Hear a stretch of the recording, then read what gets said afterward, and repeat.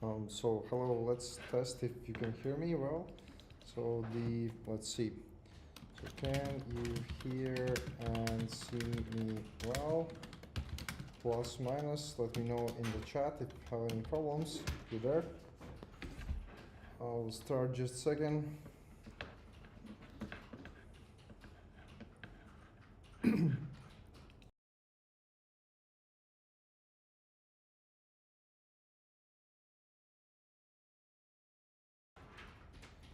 So today, hopefully we'll see more people joining. They had the situation that I was not able to do the lecture last week, but today we should be at good step now.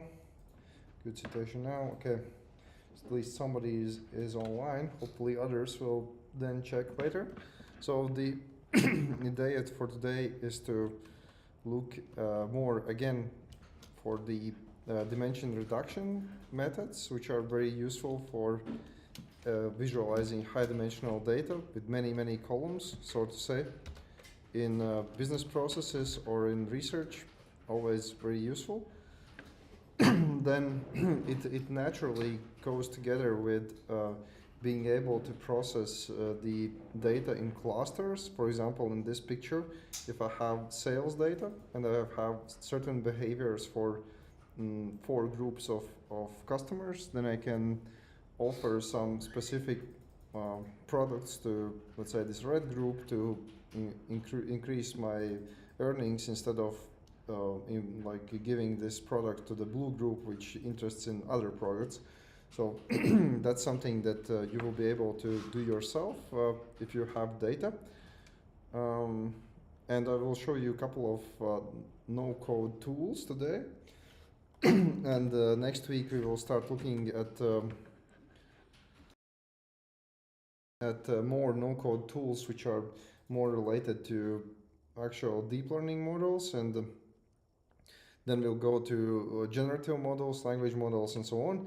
But these are still very significant part of AI nowadays, which are combined together with, for example, language models and other models to achieve the reliable, stable results. And I will give you a little bit of insight how these things work. So maybe even just to clarify, so that we could start with these dimension reduction models. So, and we'll give you also some links, and also in the chat maybe. So let me show you more about these high dimensional data and dimension reduction models. Hopefully I can somehow make it clear to you. During the process while I'm explaining this, and if it's still not clear, please write questions so I can explain more. So again, I'm not going super deep in how this works, but just what's possible with these things. So let me show you one example. So there is a very popular data set for the iris, the flower iris classification. So it looks like this. We have 3 different types of irises. So it can be also sales data, but for sales data you will have more columns, and maybe it will be more difficult to grasp what I'm trying to show you here. But it can be done with any data. In my daily life we work with all sorts of data. I really don't care what is I don't need to know all the details of the data. I just need to know the methods how to achieve the desired result. So for example, if I have a data set of these flowers where we have multiple dimensions here, right? Like the width and height for different these parts of the flower, and then the class, which is the category, which is the group of the flower. For example, here setosa, so this is setosa, and then versicolor is here, and this is there's many data points inside this large data set which describes these flowers, right? So that's the data set. And here, just for you to again to remind you what we are talking about here, we have many samples. So these are called samples. You see this is the very important name in the data science, and these are features, or sometimes also called attributes here, right? And the features are these dimensionality. So basically we have, in this case, we have 4-dimensional data because we have 4 columns. And this is important to understand for any data task. It's not only for these things, but later down the road, for example, the image data, right? Like pictures, like photos and so on, they are also many dimensional data. They have RGB colors, and then they have high resolution squared images or so on. So rectangular images. So, and here the last thing is target variable, target variable, which is the class, right? So it can be multiple target variables. It can be scalar variable, like for example, what is the price of something? It can be all sorts of things, but still there are these fundamental parts of data, which is the number of samples which I have in this data set, which is very low, 150 samples. Normally nowadays you need at least 10,000, 100,000 samples of any business process to automate it. Then the input features or attributes, these 4D columns, right? And then the target. So what can we do with this? There's like many things we can do with using AI with these things, but the main, the first thing we could start analyzing is the clusterization. So let me show you about that. So this is, I mean, not the clusterization, I meant the dimension reduction. So there is one small visualization here, and we will look at a couple of visualizations today, but one is you can try out yourself. It's called Clusterization. I will share the link in the YouTube stream as well here. So you can try out this yourself. So there is the idea you press. So the way how this works, it is not very intuitive. We will see step by step more interesting tools later. But the idea is that you press basically data import, you load your dataset, you can upload your file. Only there is one catch. Your file must be in transposed order. The columns are here and the rows are here basically. But you can do that with ChatGPT. I showed you last time all sorts of data manipulations. If you drop in CSV file and ask transpose my CSV, it can easily do this in one go. So and here is the iris. So an iris dataset have here these kind of configuration where these are the rows and these are the columns, but it can be other way around. You just transpose them. So then the next step, I press data processing. It creates these PCA, which means principal components. So we'll show in a second more detail what it means. Sorry, I'm still not super well, but I'm getting there. So and then I press the PCA and it creates this super nice visualization. And again, what actually this means, let me actually make a screenshot and put it on the whiteboard. It does the calculation of the dimension reduction using the principal component analysis method. And I will show you in a second, there's more methods than this, and also give you at least one tool which is very versatile. So this tool, you can upload also your data, but this is like some kind of demo tool online that will give you better one also.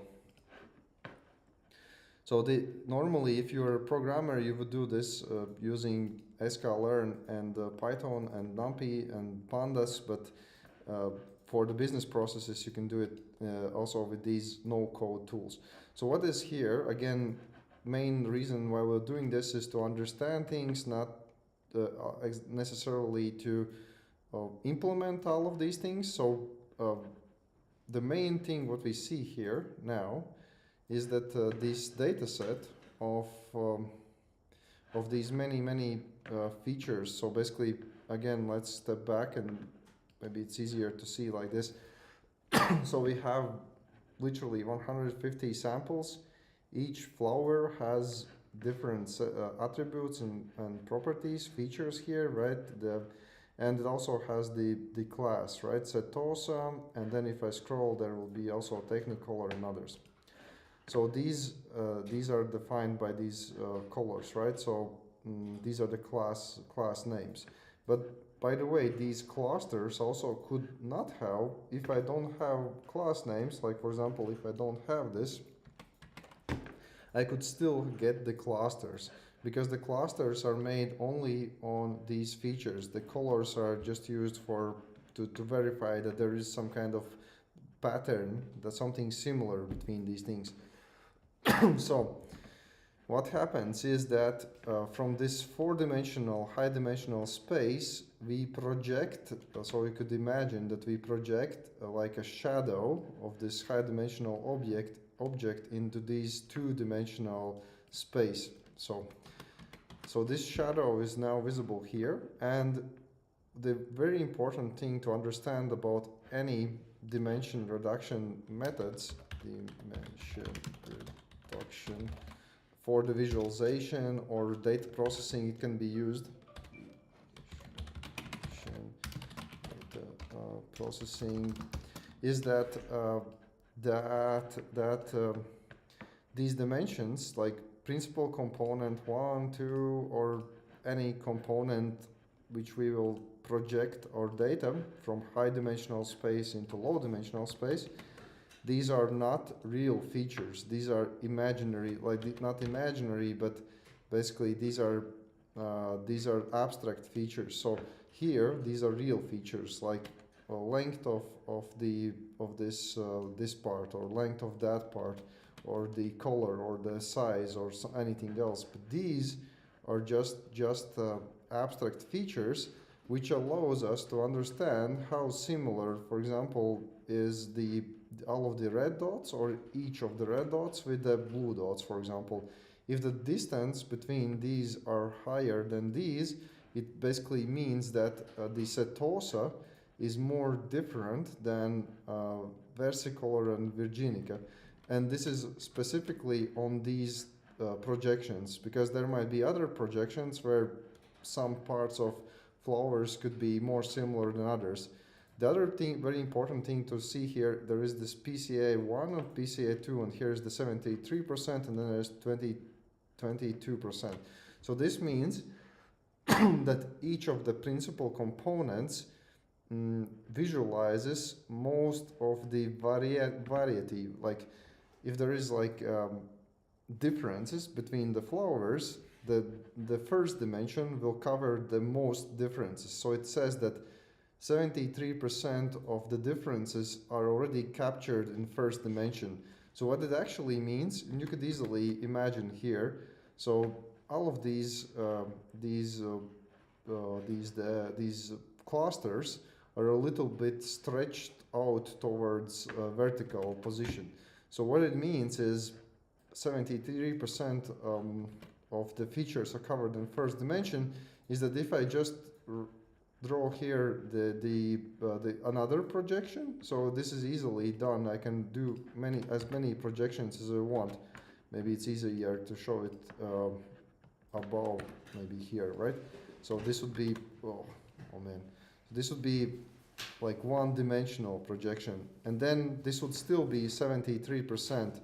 I just delete this, for example, then I would still get pretty good clusterization, because all of these red ones would go here, the blue ones will go here, and the green ones will go here, and I will know that the greens and blues are more similar than the reds, and maybe visually also we can verify it. So setosa, yeah, you see that maybe these flowers are more similar than these, than that, right? So, and we even don't need the second dimension in that case. So these numerical values that show what is the variation covered in each of these abstract dimensions also gives us really valuable information on basically how much should I trust this particular dimension, because this one is basically almost 3 times more important than this dimension. And if I would add the third dimension, which I can add z dimension here and project everything in 3D, that would be even less more important. But that's not the case always. That's just the case for these flowers, which are very simple data sets, right? So that's the case for these. But when I start looking at like very complex sales data, maybe I need 3 dimensions actually. So that's that. Yeah, I want to show more about these parts of these dimension reductions, and then we'll go to the clustering, because you already see that this is naturally done, the clustering, because we have these class names, right? Or maybe we have buying decision or churn decision or anything like that. That is naturally already giving us the label, so we can draw nice clusters. But we can also deal with situations where we don't have labels at all, and that was something that I was telling in the first slide. If I just have sales data and I want to like know which group of customers should I offer this product, then maybe I don't have exactly the label for that product buyers, but I can still do some profiling. So that's that. So let me show you more about this. So how the principal component actually works. So we already showed you here a great example of going from 2 dimensions into 1 dimension. As I said, there's just this PCA 1, which is 73% covering all of the variants. What I mean covering all of the variants is, for example, here's a small visualization. Let me see if I can make it work here. I should be able to get it running. So just a GIF file. Okay, great. So the idea is that I want to find so I want to find this line where I plot from 2-dimensional space into 1-dimensional space, where I have the most variation. And basically, if you look now, if this line goes like this, then when it's like on these purple part, not like this, but like this, I will get the highest standard deviation, highest variability in my projection, and that's basically what means that 73%. It means that this dimension covers the most information from all of these 4 dimensions here. And this is just the example of if I would go from 2D to 1D. And what I mean 2D, it means I could have this whole data set just by having these 2 columns. That would be 2D data set. So, and I could plot it, or I could just reduce dimensionality to just 1 line. I can do the same thing from 3-dimensional to 2-dimensional and from any dimensions. And these are all just purely mathematical methods, basically. And the idea is here, for example, you have some kind of gene data set, you have genome, gene 3, gene 2, gene 1, and then I decide what is this plane where I want to do the shadow of data. And if my plane is perfect, I get this super nice shadow of data where I have separated out, for example, patients with that have similar genes to each other, or maybe species of plants, or sales behaviors, and so on. So that's also another visualization. And finally, maybe this visualization, basically you would have like, let's say here some kind of 2-dimensional data. And I forgot to mention, it's also interesting, even if I have 2-dimensional data, like for example here, this could be I don't know, like the color of the hair, and let's say, I don't know, the height of the person, or anything else. So probably not matching in that way, but maybe this could be more like I don't know, the knowledge, ability to read fast, and then the age or something like that. So you would have this distribution of data in 2 dimensions, and this seems already pretty, like it goes in that direction, and there's not much variability. It seems just like a linear correlation. But if I want to get out more information of this, I want to understand better how these data points are different. I can transform just from these 2 dimensions, so this is 2D, into another 2 dimensions. I cannot, with the dimension reduction methods like PCA, I cannot increase dimensionality. I always just can either have the same dimensions or lower dimensions. But even with the same dimensions, this is super nice, because now if I project on, this is the principal component 1, principal component 2, I will get really similar example to this. Basically, I will get really nice separation of my samples. So that's what we're doing with dimension reduction. And yeah, so to practically give you more examples. So okay. Let's do it step by step. Okay, the first interesting step could be if you would be able to do these things with no code environments yourself, not only to do these small demos, but something more significant. So today I'm proposing that you could try out a couple of these tools. I will show you. So normally in my courses, in other courses which are not related to the business courses, I look at basically Python-based tools primarily, but these are no-code tools. Basically, you can just click them and get really nice results. So, and today I'm just gonna highlight and show you. So maybe this one, so the RapidMiner AI Studio, and BigML, which is a web-based tool, which is a little bit old. So this one is a little bit newer, but this BigML is something you can start clicking almost immediately. That's why maybe it's also interesting to show you. But yeah, let me show you the first one. I will try to show how it looks and then share the screen, because of course you will not have now time to install it fully yourself, but you can do it later. So Alter Studio. So this thing, so this is a free trial. I think there should be possibility to download it just for educational purposes. So pretty sure you can download it somewhere here. Products, data.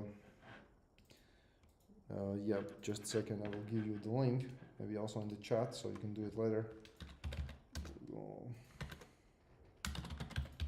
Because I know that I downloaded it for the educational purposes. So it's called AI Studio, some kind of community version or something.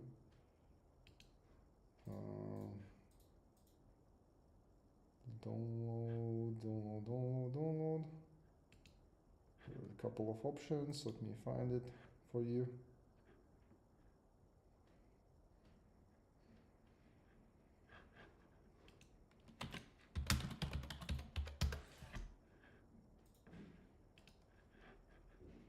Okay, I found it. So I think you should go here. So it's, oh, right. Did not share the screen.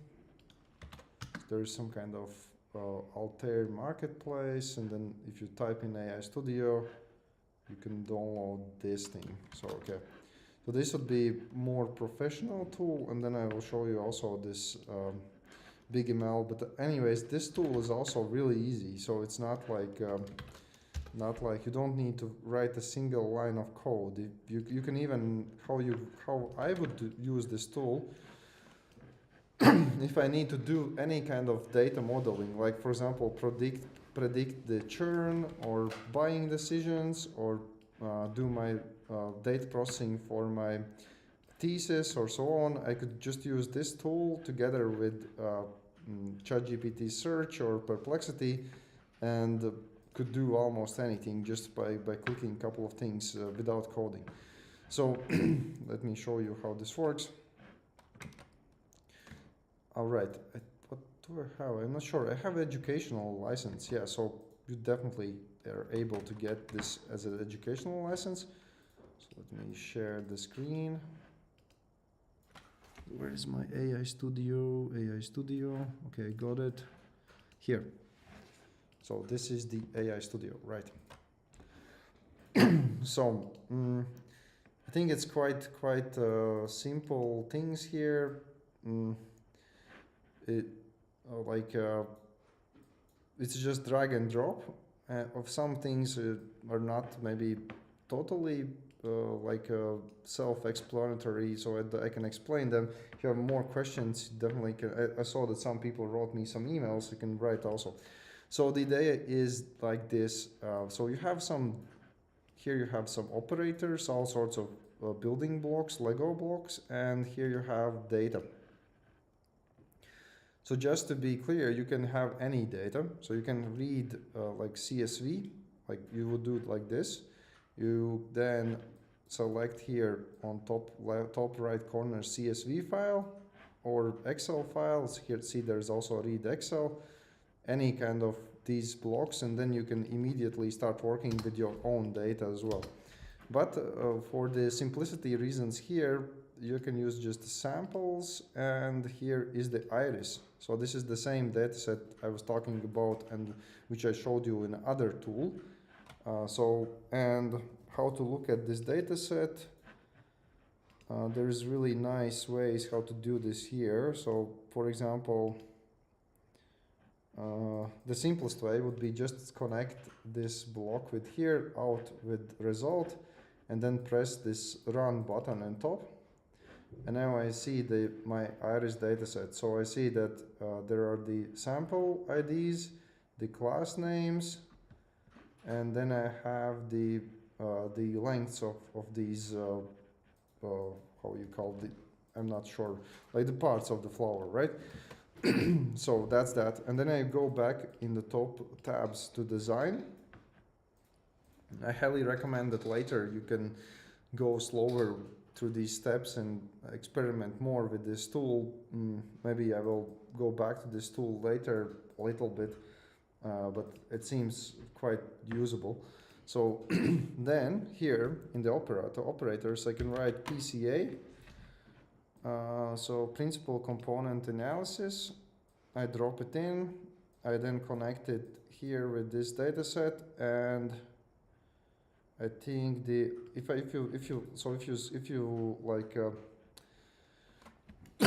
so I'm not sure, do you see these things? Okay, you don't see. Okay, maybe I will full screen so you'd see all of the small actions. So if you hold your mouse over it, it says that this is the example set, the same that goes here in. If you hold over here, it says this is PCA, and here it says model itself, so I can reuse the model. So then if I just connect this one with this one, it should immediately give me some good stuff. So first of all, at least I hope it should. So this is retrieve. Okay, let's see, do I have something here? Doesn't look right. Let's see. Right, I know why it doesn't look right. Here on the right side, I can choose the dimension count. So number of components means how many dimensions I want. So for example, in this case, I want 2. And I will also give you a screenshot. So if you want to replicate what I'm doing it here, so you can do it also later. Maybe I will give some small homework regards to this, so you actually try out these tools and being able to use them when you need. So again, it's not really about tools, more about what's possible. And last time I tried to show you to do these things purely on ChatGPT data processing. You can do many things with ChatGPT data processing, but some of the models where it takes a little bit of compute power, remember that it timed out, and this was not great. So with these things, it will not time out, and you will be able to get great results. So now I have 2 fixed dimensions. I can have 3 dimensions, whatever. So then I run it. Oh, still doesn't give me what I want, but maybe it's my mistake. Let's see. Example, maybe I just need to connect. Like, I think the original means original and the example means the new one, I guess. Let's try again. Again, I'm not daily using this stuff because I'm usually programming it. Okay, so yeah, so now it works. Let me update again. So the example actually means the real dimension reduction, and original is the previous one. So let me put this one on. So this is the correct one. So results looks like this for each of the flowers. Now we have these shadow projections, so to say, quote unquote. Then I can press the visualizations. And on visualizations, I get super nice visualizations here. If you don't get this kind of nice visualization with the first try, what you can do here is first choose the right type of the plot. Then you can choose what is the x-axis. So it could be also PCA. Usually the x-axis is PCA1. It can be PCA2 as well. Then the value column, which is strange value column, it should be Y column. Then you just use PCA2, and color is the color by which you want to color. For example, if I choose ID, then we have many colors. If I choose label, then I have only those colors which I have here. So, and each of these dots are actually one sample. And how you actually use this for business processes is that if you have new data which do not have labels, which doesn't say, like, for example, I have unknown flower or unknown buyer, then I can just drop in that data point in this nice model, and I will understand that this new buyer is similar to this one or that one or that one. So there's many things you can then do later with your data as soon as you do some first things first. So that's that. What else? Oh yeah, so let's go back here and show you something more interesting. Oh, maybe I should put this also on the whiteboard so you know how to replicate these nice things. You can do the same thing for surveys, for example. If you have surveys in your thesis or in your research, you want to see what are the relations between your data, visualize it, so then you use these kind of methods. So if I go back here, more things. So first of all, up here there's extension marketplace. I'm not sure which extensions I already installed here, but for example, there will show you more dimension reduction techniques. So there is one called TSNE, and I think it's called inside this Smile package, and I installed this previously. So what I can do now, I can just delete this thing, this one as well, and I can replace my dimension reduction to something else. For example, I will drop this thing in. So this is a alternative model. Okay, there's again something different here. Output, what is output? Out metadata. Not totally sure about this. We'll see. So, because I kind of think that I should use out, but maybe I should use ext number of attributes. I think out should be used. So you see each model have a little bit different these attributes. Here also you can change dimensionality. If I run it, it takes a little bit of time. Again I made mistake. So it should be ext still. Right. Run again. Yeah, now it is. So again, I have 2 dimensions here very nicely, but you will see that the visualization is completely different. Oh, now I need to change to class to this one, then the dimension 1, and here the values, I just want to have dimension 2. Right. So, and then I want to colors I want to have label. Okay. So I have something here. It's not great, but I have something here. So the green ones and the orange ones are clustered here, and then the blue ones are all around the place. So I was not expecting exactly this, but that's what we got. So the dimension reduction is not always very precise. We can look what if I can improve this situation. So let's see. Select attributes. Yeah, these are attributes I want. Okay, that's cool. What else I can do? What else I can do? Iterations, learning rate. Maybe I can reduce the learning rate. There are some kind of parameters you can play around. We'll show you more in a second. So run. Let's see if I can improve it. Yeah, with reduced learning rate, it looks much better. So we'll give you also this formula, how you can set up this kind of visualization. So this is how you practically work with high dimensional data, try to make sense of it, find outliners, find anomalies in data, and so on. So that's that. Okay, so then next I want to show you more things. So okay, so to go there, so the models which we are talking about now are all of these are tabular data, right? Like tables of. So what I mean tabular data is this, just the tables of the flowers or sales data, or even if I look here, maybe where's my table stuff, I can do actually like this, add breakpoint after, run. So see, this is my table data, right? Maybe it could be sales data. The one thing what we also can do with dimension reduction is even something more powerful. We can use any kind of data and convert it into this vector or numerical format. For example, if you have the Apple Face ID is not training model to understand your face. What it's actually doing, it's taking your face and using this AI model, which we talk about a little bit later. We will not need to implement these models, but you will understand a little bit more how this works and produce these columns. So basically these are column 1, column 2, column 3 with numbers like a fingerprint or face print, which represents this photo. It can be also audio signal. It can be nowadays. It can be even text, and with text it is like super popular and powerful way how nowadays everything works. So maybe I can show you more examples. So let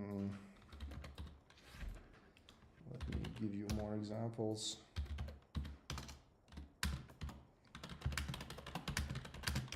So there's the text embeddings as well. So these are actually called embeddings or vectors. So vector databases is something that you should know if you're anyhow related with IT basically nowadays. So these are embeddings, vector databases. So that any data format on this side, this can be any data, and on the other side we have embeddings. So it can be image, audio, text, anything. So, and why this is super cool with text especially, because if you have text as a numerical format, you can do really crazy things. Maybe let me just get you some examples. For example, here. So these are also like three-dimensional embeddings of text, and you can see that there is a logic behind those numbers. So these numbers are not just like random numbers. Also for the face data, for audio data, for music data, for any kind of data. As soon as you start using here proper deep learning models, you can get out all of these relations. Like for example, the distance between a king and queen is the same distance as man between woman, and then also the angle between, for example, here king and queen and man and woman is also the same. And then you can do all sorts of mathematical operations, like for example, if we have here all of these countries and the capital cities like Italy, Rome, Spain, Madrid. So then we can do really crazy things. Maybe let me try out if I can master this on fly. So it should work something like this. So if I write, let's see if I don't mess up. So Italy minus Rome, minus Rome. No, I would say probably Rome minus Italy plus Spain equals Madrid, probably. Yeah, so the idea would be that these embedding models, and we will talk about these more later, so they understand that if I say Rome minus Italy, it kind of means that I'm leaving this abstract idea of capital, and then if I add this Spain, I would get Madrid. So, and this is actually text embedding models. This is basis for all of the AI agents nowadays as well. And at the end of the day, it is literally this. Basically, this is the vectors or columns with numbers. And if you have these things, so you understand the embeddings here would not be two-dimensional. They would be 500 dimensions. Normally, also for text, it is never three-dimensional. It is usually something around 128 to maybe even 1024 dimension size, normally something like that. And if you have such a high dimensional data for text, for images, for audio, for anything, then you need a visualization. Visualizations look something like this. So let me show you more examples. So this is a one trained model for categorizing. So let me see if I can make it a little bit better. So categorizing images. So there should be 10 types, 10 classes of images. Let me see if I can walk around here. I cannot. I think there was some kind of button that I was able to walk around here. Oh, I can do this. Okay, cool. So let's try to find something. So here there's airplanes. You see airplanes, yeah? So this is the cluster of airplanes. Then maybe even I can just put it in 2 dimensions. Okay, and then in 2 dimensions, can I zoom it in, hopefully? So that was the airplanes. Then here we have some kind of animals. Then what else we have? So let's try out this cluster. So here we have cat, I think. See, maybe there's more cats. What we have here. So there's, I think, frogs. So, and if I enable colors, so this will be the colors of the classes, you see that they actually have clustered now in the right places. So these are kind of specific types of models. Maybe I should also mention them here. So what we talked previously, just with dimension reduction methods, that is a very useful thing. But when we're talking about like high dimensional data, then what we usually use in the middle of these things, this is called deep metric learning models, DML models, deep metric learning. And you don't need to understand at this moment exactly how they being trained. This main idea is that you can show any kind of image that the model has never seen, and it will produce these vector embeddings. And this will do also the same for text, for audio, for anything. But still, this will be high dimensional embeddings. As I said, let's say 256 dimensions or 128. And to visualize it, I still need to use PCA. If you see here in the left corner, I say PCA here. And now this is a 3-dimensional PCA, and it gives me one kind of visualization where I can see which samples are mixing up, where there are any kind of anomalies or something is not working right. And then I can switch to another type of visualization, which is called TSNE here, which I showed you previously in another tool. And it actually is not, so the TSNE works a little bit different way. if you remember, so let me stop it here. If you remember, I told you that this method, PCA, works by finding the most variants. Then TSNE doesn't use that. TSNE tries to optimize so that the distance between samples are well represented. Basically, it calculates distance between each of samples in the dataset and then tries to minimize it so that basically it is clustered more together by the distance, not by variance. So that's one. There is UMAP as well. UMAP is also one algorithm how to do this. Each of the algorithms give you a little bit different way how to look at your data. So this one looks like that basically if I put it in 2 dimensions like this. And it gives you the understanding which data is more similar to other ones and so on. So that's that. So this is all about dimension reduction and now you know also about these deep metric learning models which are able to use any data and convert it to embeddings, also text. And now if I have these either the embeddings or if I have this tabular data like this, or if I have sales data, then I would like to actually start cluster things, you know, start to understand where are my customer clusters, where are my feature clusters and so on. So to give you a glimpse of that, there are many different algorithms how to do this. And we will look at some of the basic ones and the basic ideas, and then you'll have opportunities to discover and go more to seek more ideas. So the main one, which is the most popular one, is k-means called. And we will look how this works. And k-means means, so it means that like average of k number of clusters. So what it actually means is, if you see here the colors, so there is orange, green, blue. So it is saying that k equals 3. So the predefined number of clusters is always 3. And you choose this predefined number yourself, but some algorithms also allows you to discover this number, but this is how many clusters are there, so k3. And if you have k3, it already gives you, by the way, it's not k3 always. So for the first call row, they actually set a different number.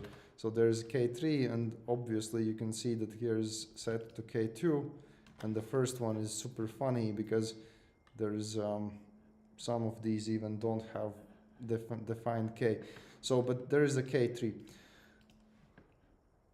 Okay, so somebody is calling me, but okay, I cannot pick up now. So k3. So the idea is that we clearly see there is cluster 1, cluster 2, cluster 3. So this is actually not working that great. You will understand in a minute. So this one is working really great, k1, 2, 3. And these ones are really terrible. So this is terrible, and this is quite terrible. And the reason is that all of these clustering algorithms, and these are called clustering algorithms, have different properties, and we'll look at some of them. So for example, k-means, which is the simplest one, most fastest one, most popular one, it is just basing on how many clusters do I have, and I want to calculate the average distance between my cluster center. So imagine if there is a cluster center to any sample in my dataset, and make sure that that I cluster it in three centers. So, but then there are some other methods which are really powerful. For example, let's highlight the optics HDB scan. So these methods do not need to know how many clusters I have actually, and it even can detect these black dots, which means the noise. So it can even detect the wrong samples automatically. So that's really powerful. And then spectral clustering is also really powerful. Spectral clustering need to know how many samples do we have. It also needs to know k. So k, let's say k2, k3, and so on. But it is able then to do these nice things where it tries to find geometrically, so basically that the shape continues like this. So depending on but it actually yeah, so spectral clustering is definitely better than k-means, but it's more complex.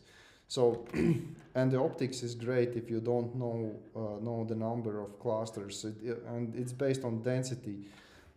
So you always need to know something. You cannot just know nothing, because I need to highlight also another thing. So if you look at HDB scan and optics here in the bottom part, it fails these samples, but the spectral clustering and k-means succeeds these samples. And why is that? Because these advanced methods of clustering work on density. It says how many samples are in, let's say, square centimeter or something. And if the density is the same, it just fails. But here the density is different, and then it works. So that's the main idea here. But let's look more. Right. So let's look more. So then, if you have, like, when you have any questions, write in the chat. I will gladly to explain more. So, so the most simplest method, k-means. So k-means method. So the k-means method would then work on something that is really simple and cool. So for example, if I have a data set of the age and money spent on the shop, and these are my customers, for example, some people who are buying things in my shop. I can see with my own eyes that there are 3 clusters, right? But if there is many samples, I might not see that easily, right? And if there is more and more dimensions, because the k-means, again, that's why I started the dimension reduction here previously, because this is 2 dimensions, right? This is 2 dimensions. But in reality, all of your sales data is never 2 dimensions. There is like literally 100 dimensions. But then you can visualize it like this, still using the dimensionality reduction methods.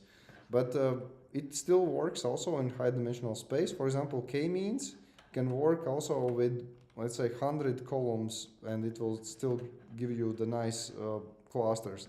So the idea is how it works. So the step 1 is you randomly set the centroids of your clusters. So random centroids of clusters. And by the way, I specifically put my lectures in this order, that first we look at more manual kind of algorithmic approaches, which are still very powerful to this day. And then we go deeper to the deep learning methods, which we already started to cover here, saying that there is this kind of magical deep learning model between that gives me all of these data points. Is that basically there is everything is mathematical. There is nothing magical with these things from one side, and it's nice that you understand how to use different tools for different purposes, because one of the most foolish things which I have seen in recent years is basically attempting to use language models for everything that they're not intending to do, and the results are usually actually worse than you could achieve with proper methods. But I'm not saying that language models are bad. I'm just saying that you should use them for where they are the best at, and not for everything. And I will show you later also how to maximize the results from language models as well. So this is then the first random sets of clusters. Then what you do, then you calculate the distances between wait. So should be like that.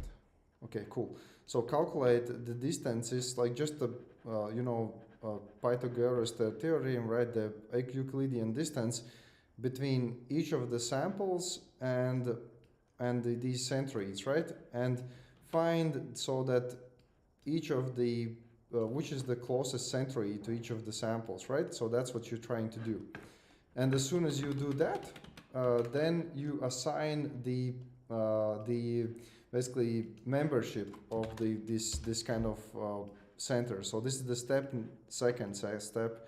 You say that these samples belong to particular cluster. So this would be then the step 2, assign membership.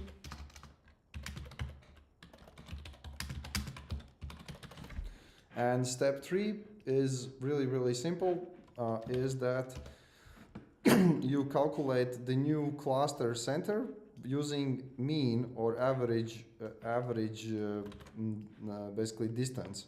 So, and that's why it's called k-means. So calculate mean, average, new centroids. And then you repeat the same process as many times it takes to get so that it doesn't change any more the membership. So repeat until samples do not change the membership.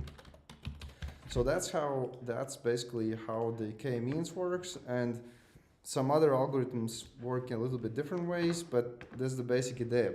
And as soon as you, so also from the first lectures that I talked about, so you usually have 2 data sets. You have one data set, so this would be, this clustering would be done, calculating the centers, so would be done, so the training on train, this would be done, this would be done on training dataset.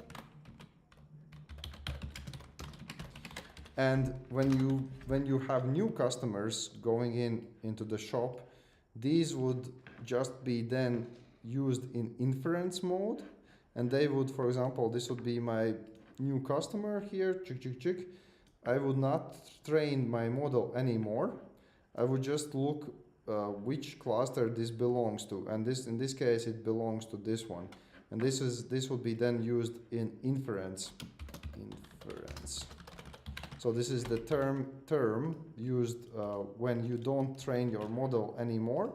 You just use it for your production, basically. So that's that.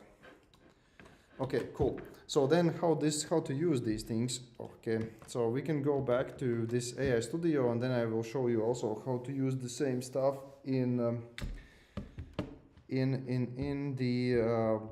big ML, basically. So okay, so this is the same diagram, PCA, whatever.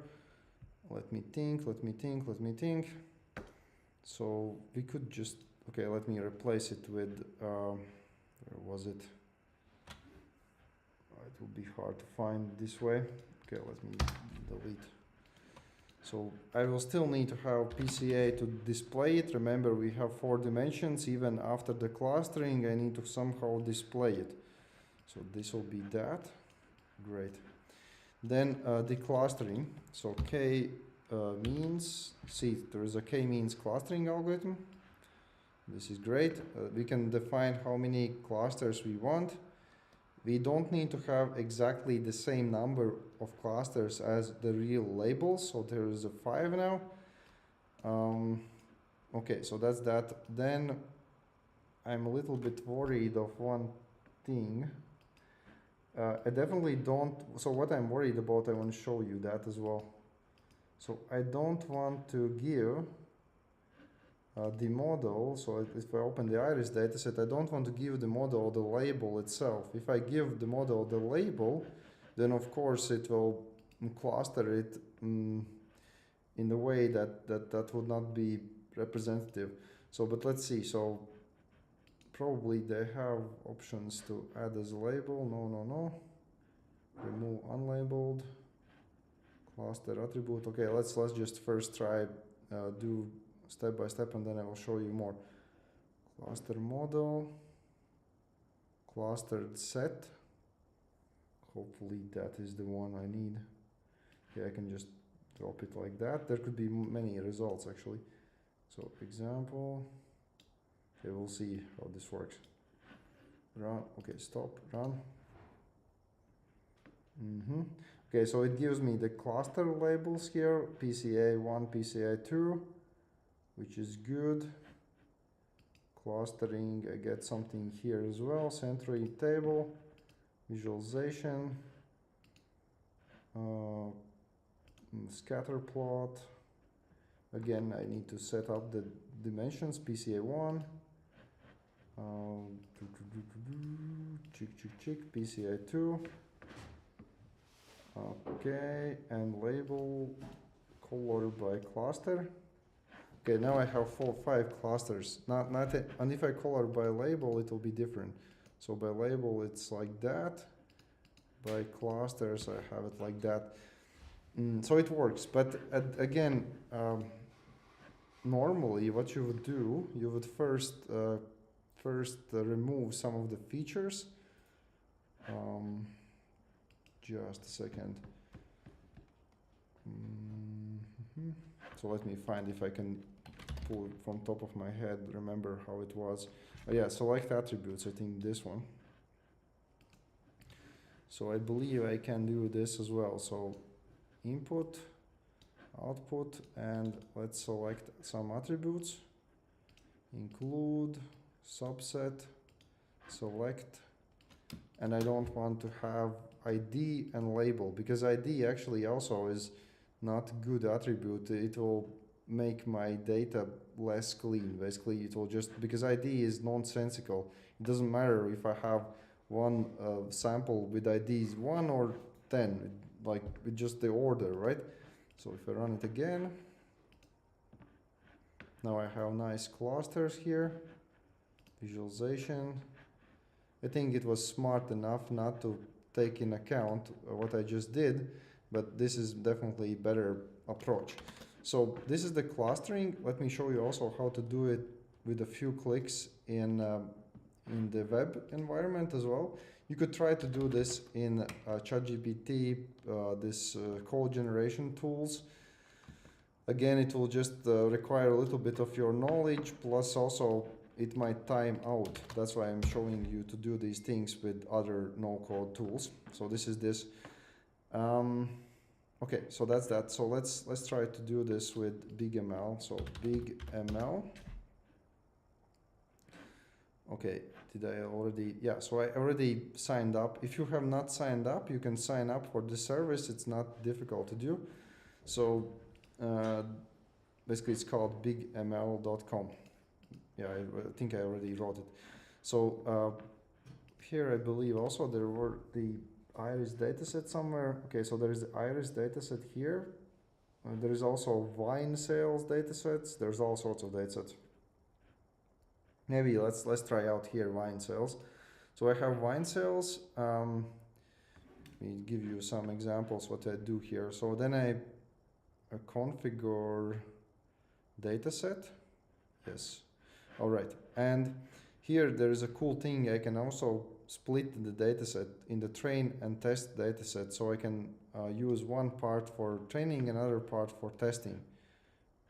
Also, I can select out some of the features. So for example, if I want to have clustering and I don't want to give model the information about rating, I can just remove rating like this.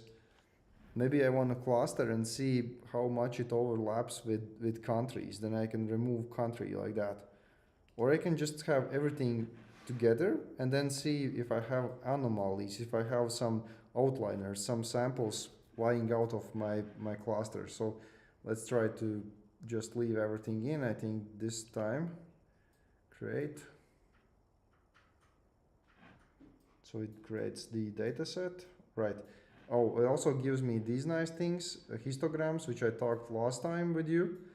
In the other tool, which I showed you, also you can get histograms quite easily, if I remember.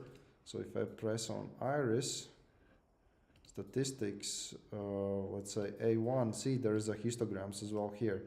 So maybe this A4 is not great because you see that distribution is kind of non-uniformic, and here the labels are great. and IDs are something we should not take in account. Okay, so again, this is something we talked last time. Always before you use your data in any models, including the generative models, you never want to have like just dirty data. You want to make sure that your data is nice like this, or in most case, like for example, in the rating is not great here actually. Rating is really bad here because we have wines with almost 50% of wines have 89% rating, 90% rating, 91 and 92, basically a little bit of data of that. In most cases, what I would recommend to do is to delete those samples with 91 and 92 because this would not be good model. And here from Oregon, this is definitely also not a good feature. So, but yeah, so that's what we have there. Then what we can press the next button here on these gears and press cluster. We can decide how many clusters we want. For example, in this case, we can define 5. And we can define also different types of methods, not only k-means, there exists also g-means, x-means, all sorts of other methods which I showed you before already with the optics and so on. So then clustering.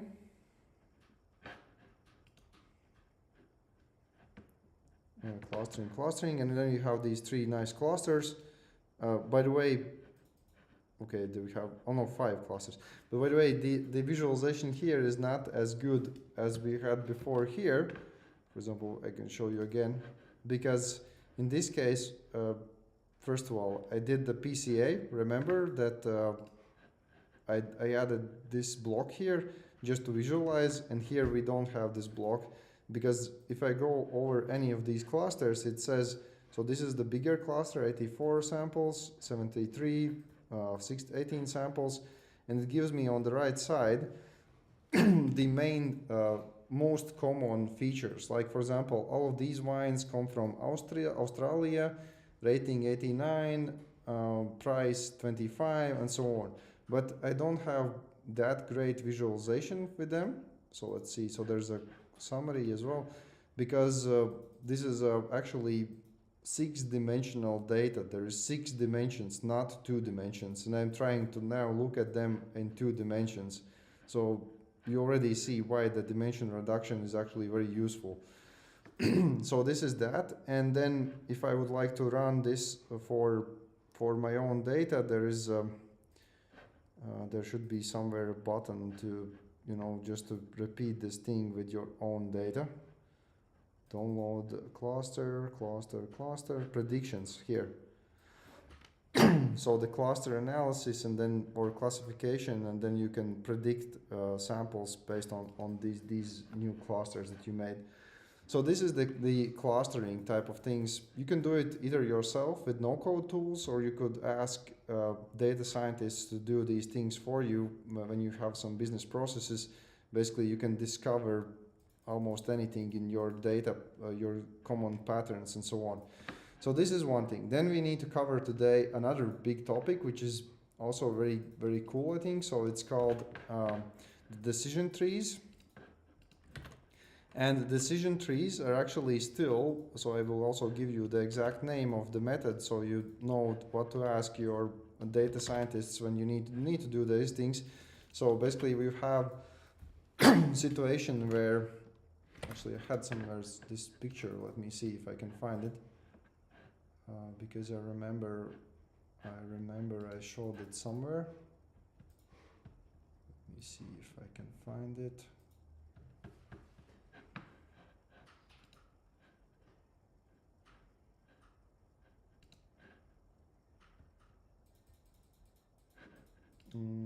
I made with the AI some kind of picture which I like to represent the situation, but it seems that I have lost it somewhere maybe. Let me try to find it again. If I will find it, I will show you just in a second. If not, then I will give some other analogy. But the decision, okay, hopefully I wrote it correctly actually. Yeah, so the decision trees is something that is still very used in the business. Let me see, find it. Okay, so this is not what I wanted to show. Okay, I found it. Should be here.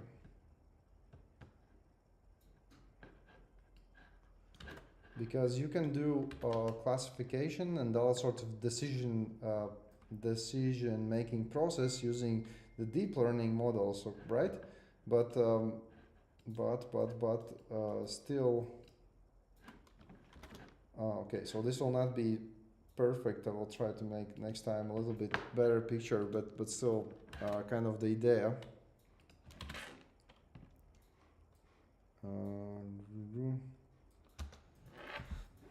So the deep learning models are like a huge hammer, and if you try to nail it like in your data is like very little nail, you will probably destroy everything around it. And basically, if you're working with decision trees, and actually the state-of-the-art model is XGBoost, basically you're able to maybe make models that work great on your business processes even with 10K samples. Basically, for deep learning, for most part, you would need to have, let's say, 100K samples. So this is why it's still very useful nowadays, because normally businesses cannot easily make like huge amounts of data easily. So, but they still want to use AI models, for example, for predicting different things, and that's why it's still relevant. So, and how to do this yourself and how this works. So I will also show this in these tools, but in like a nutshell, the main idea here, similarly to k-means clustering. Let me explain it to you.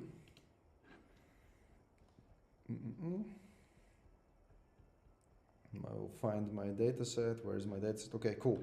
So I will have this data this data set. I will also maybe after the lecture add these CSV files so you can play around with them. So the idea is that I have small data set, for example, and my decision is, should I go outside or not go outside based on the features. So remember, these are the features, these are the samples, and this is the label, basically. Maybe I should write it down again, because these are the terms used always for deep learning, for any kind of AI process. Features,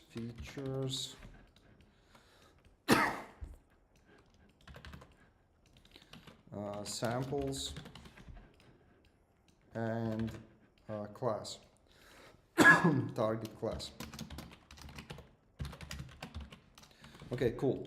So I have these, and what I want to do actually is, so sometimes students do not get it immediately why all these models need to be made at all, but hopefully you are advanced enough to understand. So if I want to do a prediction, right, or forecasting, it's sometimes called let's say forecasting or prediction. So if I have 15 sample, and this would be then, let's make it smaller. So the 15 sample, and this would be then, let's say something that I don't have it easily available. So let's say rain, hot, temperature, then humidity maybe normal. Do I have, yeah, normal. So and then a wind weak, let's say, or strong maybe. So, and then I would ask a question, should I go outside? So this is why we are building out these models. Basically, we are not building these models for the model's sake, but we want to being able to use them for never seen samples and then predict the decision for you. So this is why we do the clustering, why we do the decision trees, the predictions, next time the regression models. And by the way, this would be, if my output is the class, so if output is class, then this is called classification model. Then this is a classification model. These terms are super common in AI. So basically classification model. And by the way, the previous model which I showed you with these groups, let me go back here. So this would be called not really classification model, it would be called categorization model.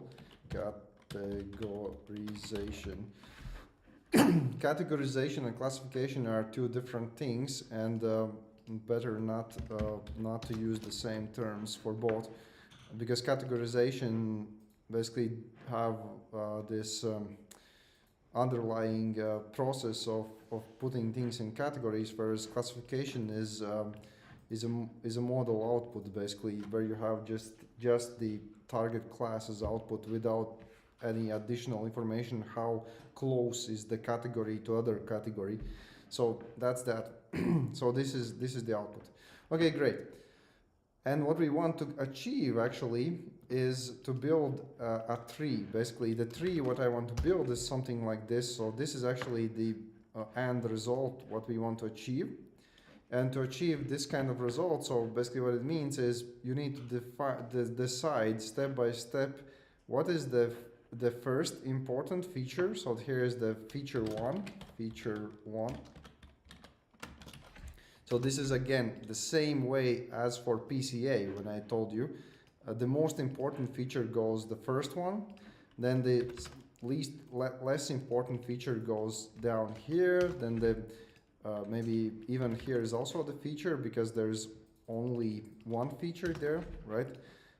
With the one output.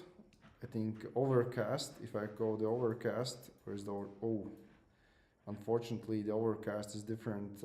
So this is basically means outlook. Yeah, I changed it. No, oh no, then there is the overcast, right? The cloudy, sorry, this is the cloudy means. Can I somehow fix it? Let me see, because otherwise it's a little bit confusing. Try to make it right. There is no white color. Are you seriously? That's not what I expected. Can I get white color, please? No white color. Great. Excellent.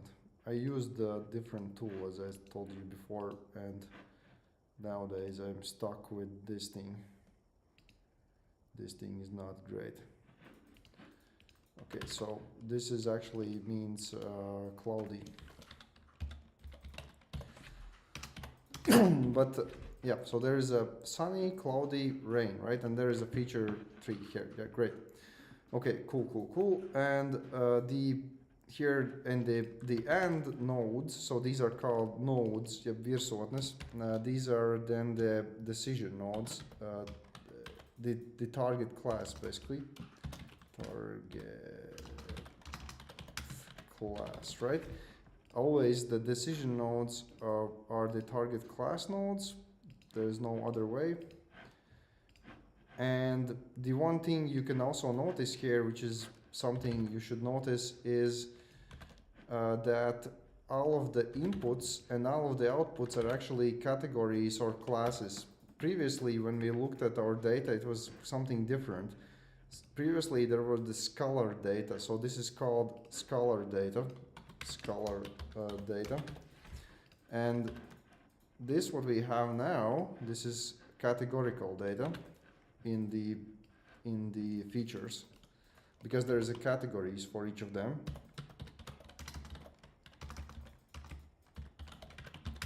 And last time we talked about that categorical data should be encoded in these one hot encoded vectors, right? Everything must be numeric for AI. The AI don't understand, even the language models don't understand the text as text. The language models convert text into the tokens, which are also the categorical representations actually. So yeah, basically there's no in the mathematics there's no text basically. So and yeah, so these are categorical data, and the interesting thing is that these these decision tree models, and this is actually the one which I will show you is particularly one algorithm called ID3, which is the one of the oldest algorithms, but as I told you, there's XGBoost, which is the latest algorithm. So, so this is the ID3 algorithm. It can actually also work with the numerical data, and how it could work with numerical data, you could imagine that if I have temperature, hot, cold, and mild, and so on, I could just replace this temperature by numbers, for example, 35 here, 40, and so on, right? And then the cool would be 10, and so on, right? And then when I do these nodes, I then would convert it back to the categories. So I would say that hot weather is always from 25 till 50. The mild weather is from 25 till yeah. So let's say from 15 till 25, and then everything else below 15 is cool weather. So I could easily always go from the numerical values into categorical values. So, but these models work with categorical values. There's something important about this. So only with categorical values, or numerical into categorical. So if it's converted, so then it works. Okay, great. So how it works? So it uses some kind of like it's a little bit more complicated than the previous algorithm, but also it is not that complicated. It's also a little bit interesting algorithm. So let me find where it is. My equations. Oh, of course my computer starts lagging now. Just wait a second. We'll show you. Okay, my computer is lagged, but okay, I will do it without the notes, I guess. Okay, cool. So it works by actually some term which can be useful for you also outside the AI. So it's a term from physics and information theory in particular. So this is the entropy. So how it works, it is you always calculate entropy, and the entropy is calculated. We'll see in a second. These mathematics are really simple. They are not difficult at all. They're just like counting how many times something occurs, and the entropy, or HS in this case, this means any selection of my data set where the basically where there is a yes or no. So in this case, if I have just two decision outputs, yes or no, this is the formula. If I would have more, then I would add more these terms. So there is the yes. So then I need to count all of the yeses here. How many yeses I have? Check. And then I have no's. And then I need to count how many no's I have. That's just basically as complex as it gets. The mathematics here are not that complex. So, and then we have also the logarithmic function, but before that, the entropy HS. So what it actually means is that basically, so if I have 0, then let me see if I have a logarithm of 0, right? Yeah. So the 0 logarithm, right. Yeah. So the 0 for the logarithm of 2 means that that this is the perfect order, basically perfect order, and 1 means in this case. I need to double check if that's the case. Logarithm.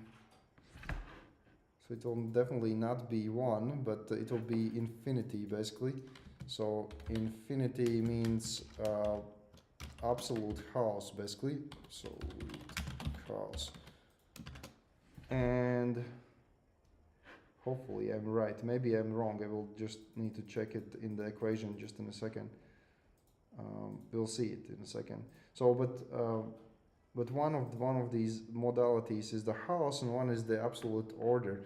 And what you want to achieve is to always start with. So basically, you always start with the most information gain. In this case,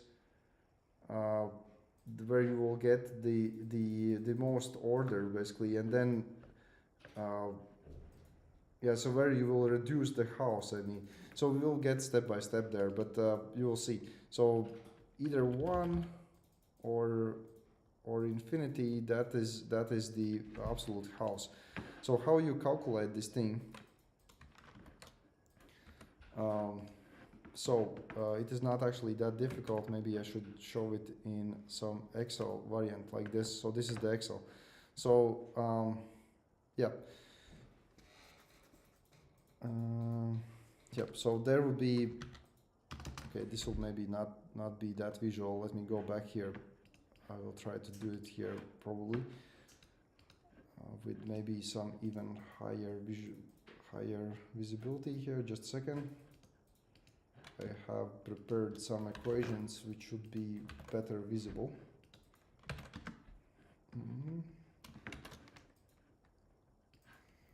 Okay, cool. So let me show you just for the same, so we don't spend too much time. So here, okay, great. The visual, the resolution is not that high, but still. So okay, so there is a minus sign in front. Yeah, it doesn't matter if I have the plus here or two minuses, because the logarithm will, with the minus, will be to the infinity. Just to remind you how this looks like in logarithmic terms, it's not that important. It's just to understand the idea step by step, is that for logarithm of base of 2 is actually quite cool. It gives you that if the input value, so on the x-axis, this is 1.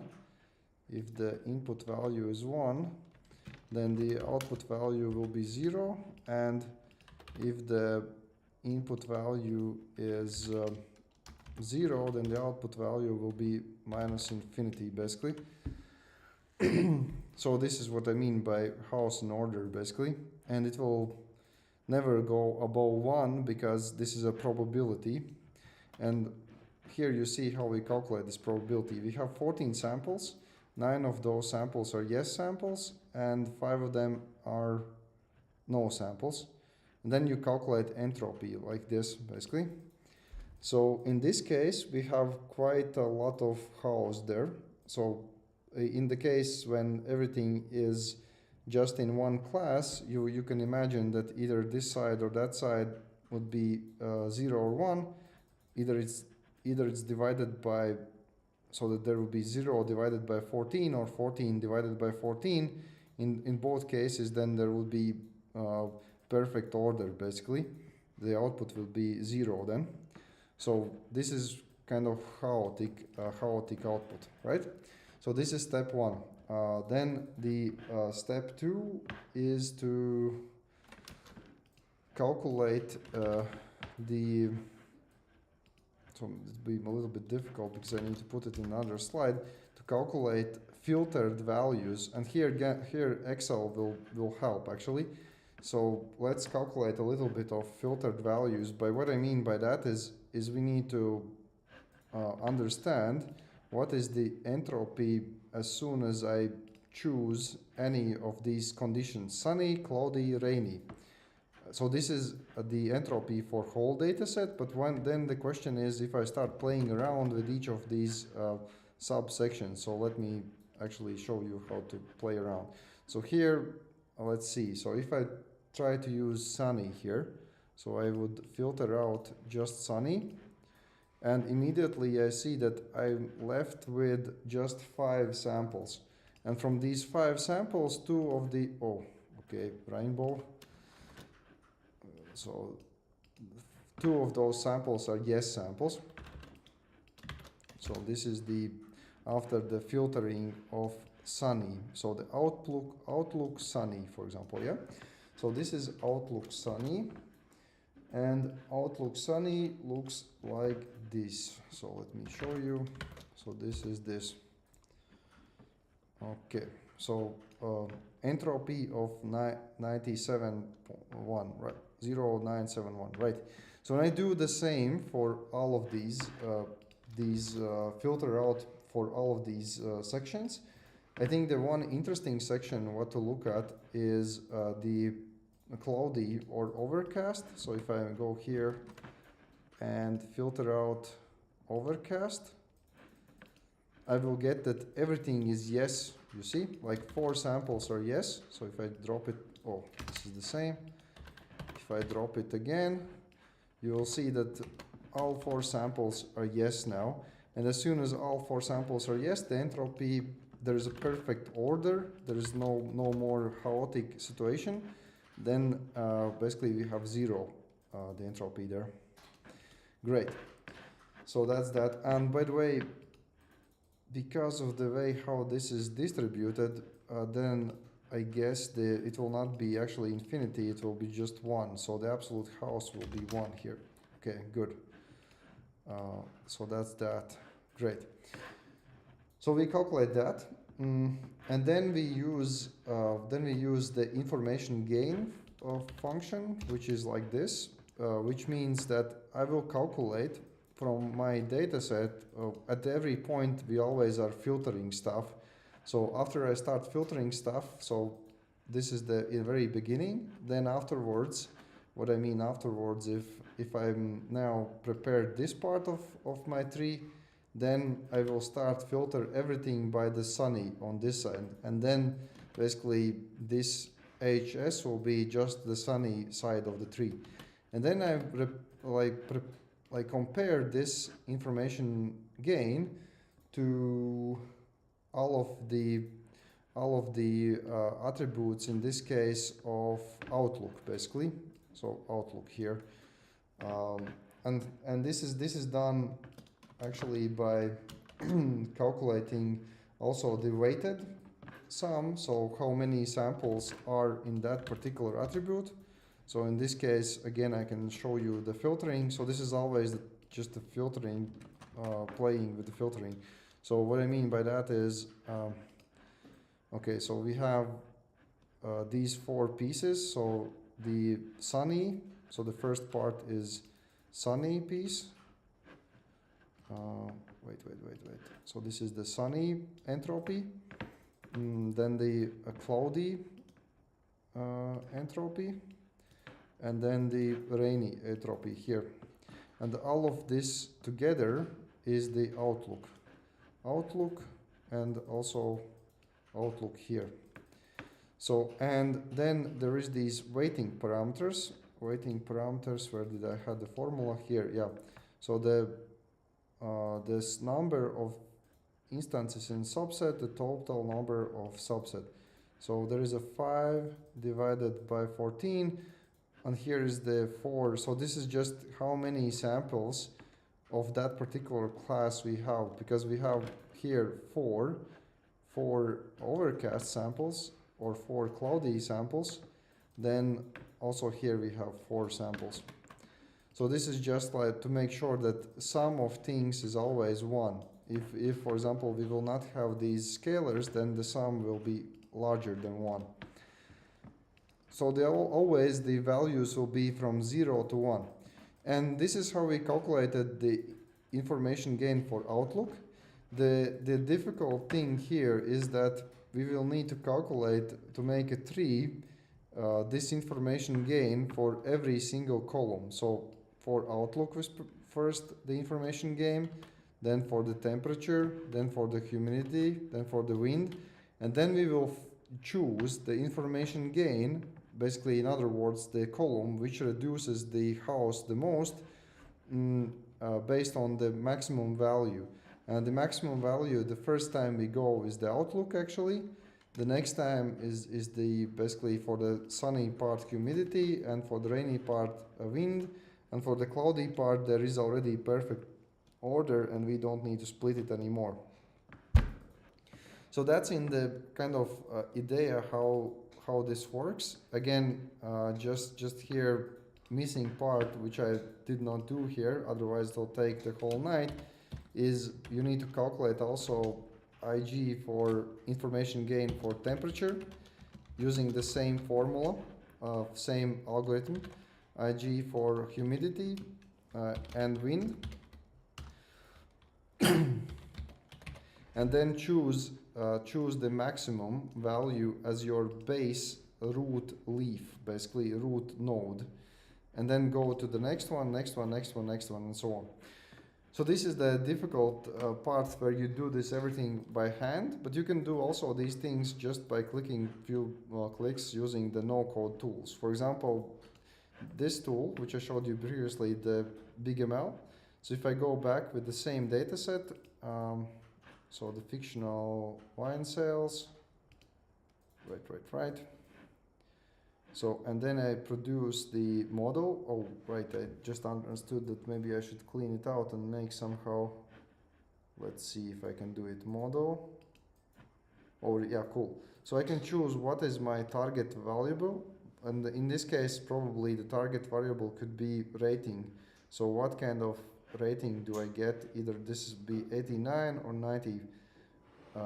Maybe there's something else interesting. So maybe it could be also the country, but I think probably for somebody who would like this, use this in business situation, this would be yes, no, buy, not buy, churn, not churn, rating, and so on.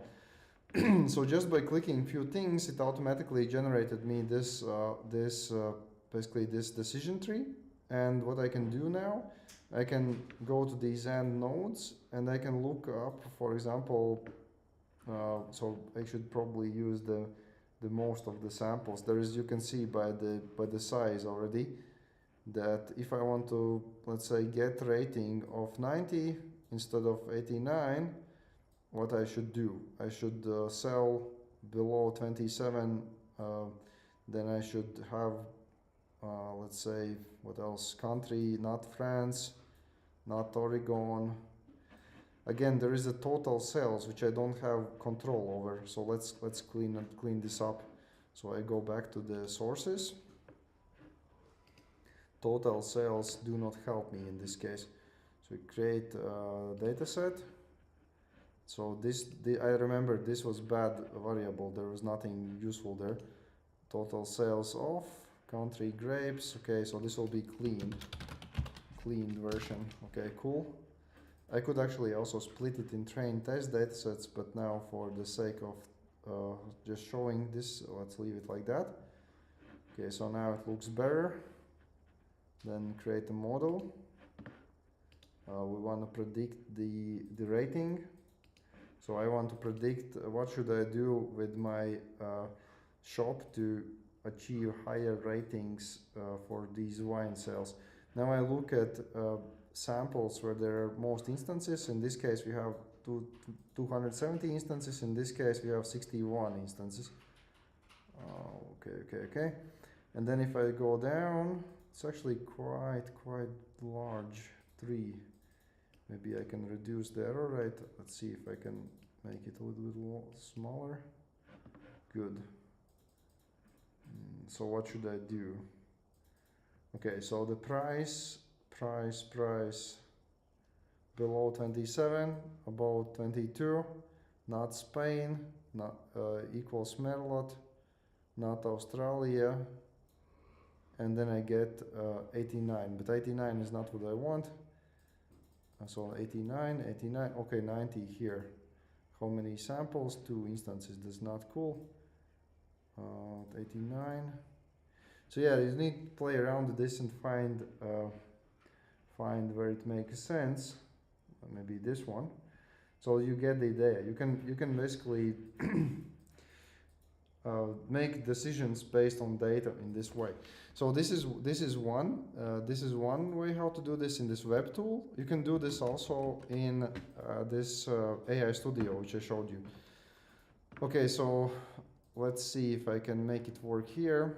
Okay, we'll check chat if I have some questions in a second, but let's try to make it work here. What I have here, so I could try to predict maybe these iris flowers, or maybe I can do some other data set. So there's deals. Okay, cool. So there is a deal. So if this is a future customer or not future customer. Okay, cool. Let's do that. So let's make a new blank process. I'll not save. So this is my deals dataset. Okay, how it looks like that. There is, and this is actually a good dataset to play around because we have age, which is the numerical value, we have categorical value, and we have the prediction value as well here, the class. So there's a lot of things going on there. So that's that. Okay. Let me think. So we can have ID3 decision tree as well. So this is ID3 or decision tree.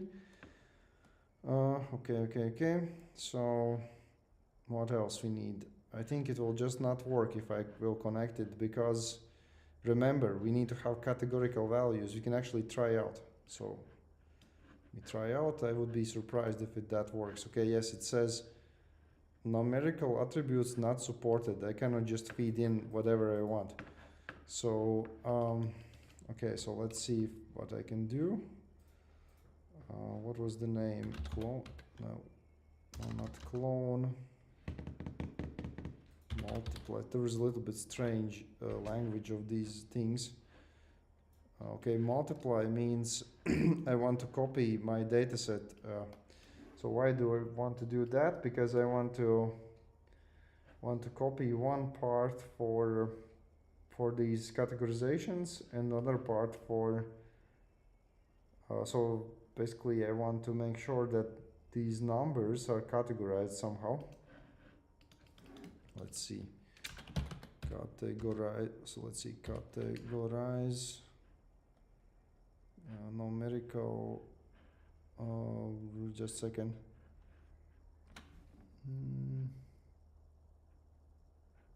Text numerical, nominal, positive value. I don't know myself. Just a second. I will find it. So I know how to make it work quickly, but this is not what I want to show you. Just a second. Just a second. It will take a little bit of finding what is the name of the attribute I need. We'll get it in 2 minutes. Just a second. So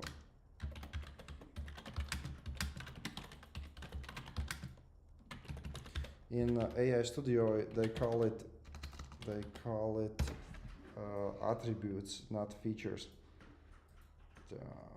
What is the name of the stuff I need? Set format numbers operator. Let's see if. No, I don't need that.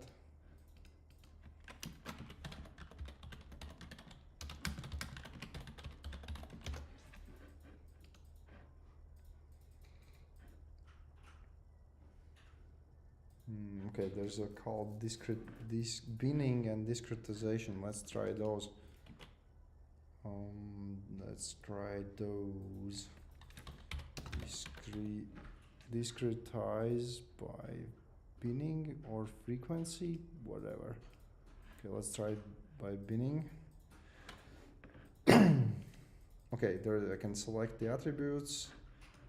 Okay, actually that's not too bad. I could even don't need the multiply probably. So I put in here single attribute, which attribute? The age I want to discretize. That's great. Okay, and what are the outputs? Discretized outputs, original. Okay, we'll see what we get there. Okay, cool. Then we need to probably merge all of this together. There's also a cool thing where we can have a breakpoints after this. So if If I run it, I just need to look at how this looks like. Well, actually, it is already discretized. Okay, so it discretized it automatically by the range of age below 40, 54, above 54. It seems like you can change it as in different ways as well. Oh, how many bins? Okay, let's try 5 bins. Okay, cool. And let's see if it works now. Run. Okay, cool, it worked.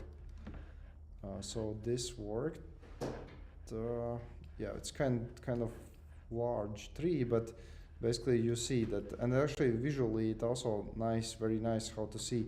So that the samples with most yes, for example, here are when we have gender female, the age up till 21-year-old, and then using the credit card, for example.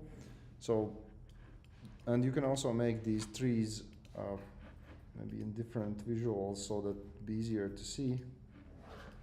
Maybe like this, or some other visuals, and then you can base your basically your business decisions on data, and this is how you do it. Basically, you construct your models, you clean up your data, you make sure that all of your data is in the right format.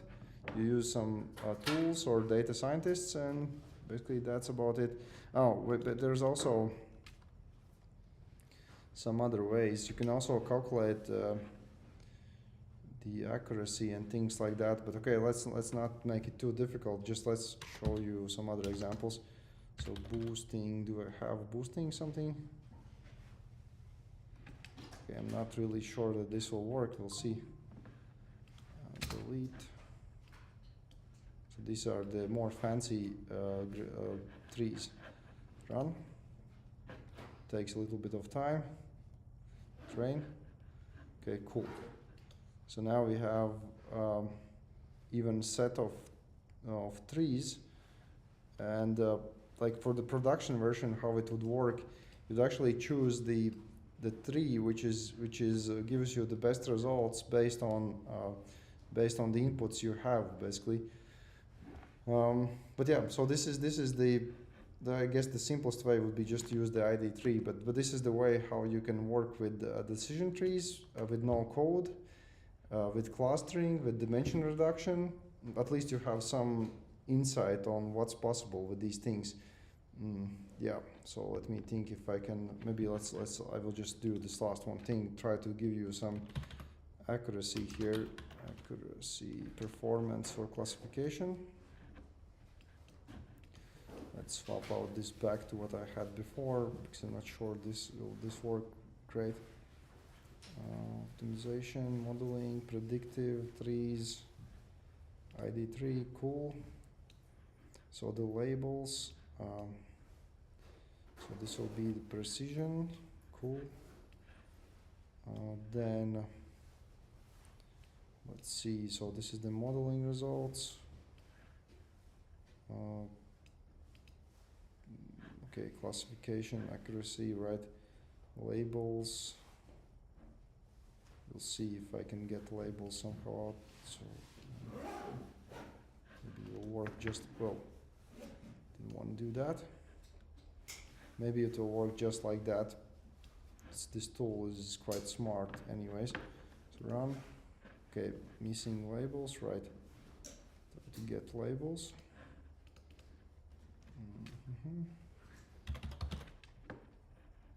Multiply. This, for example. Oh, there was actually original coming out from that one. Original. Let's see if I can make it like that. Run it again. Okay, not working like that. Okay. Let's try to connect it here. Chicks.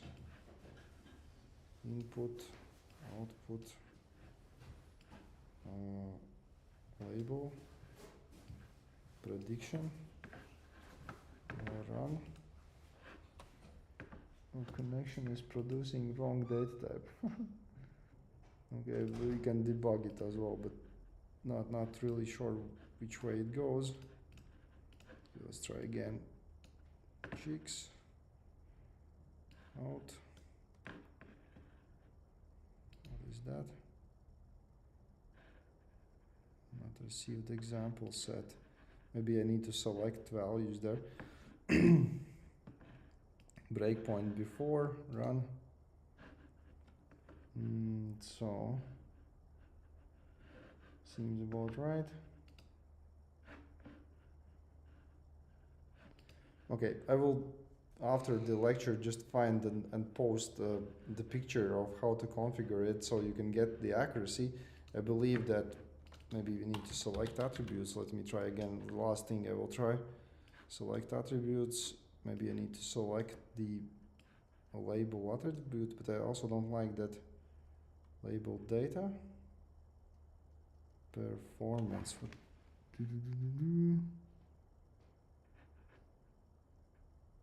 Okay. Label data performance. I think that's the label data. So if I select include the one attribute, and this will be future customer. Let's see if that works. Run. Okay, it doesn't work. Something doesn't work up here. We'll try to find because, you know, as I say, I usually do this with the code rather with no code. But I will find how to set it up so that you can also have not only the nice trees of the outputs, but also the accuracy value, like to say that your dataset's working, let's say 90% or something else. Okay, so that's it about today regarding the AI models which you can build with dimension reduction, clustering, the decision trees. Highly recommend you to play around with AI Studio with BigML. And next week we will look at the deep learning models, and we will use something which is called the driverless AI, and or basically AI which do the hyperparameter search for you, where we will be able to build proper neural networks for different tasks, and you will also not need to code anything, just understand the main concepts there. And then we will move from the neural network models into something that's more like popular nowadays, like let's say the image models, the text models, the audio models, and then we will cover those things as well. So that's it for today. We'll fix the diagram for you so you can replicate these results yourself and post it in Whiteboard. So see you next week. Hopefully that's useful for you so far. Any feedback, write me an email. Okay, bye bye.